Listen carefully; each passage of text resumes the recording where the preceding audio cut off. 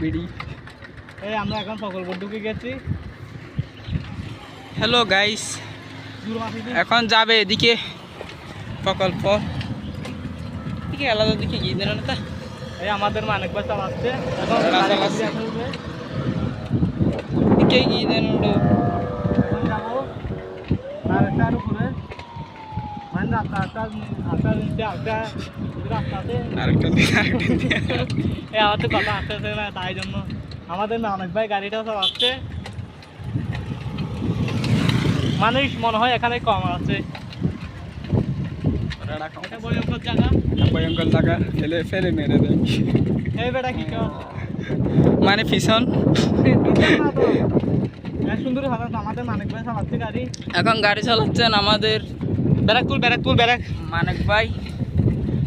হ্যাঁ, আরে মানিক ভাই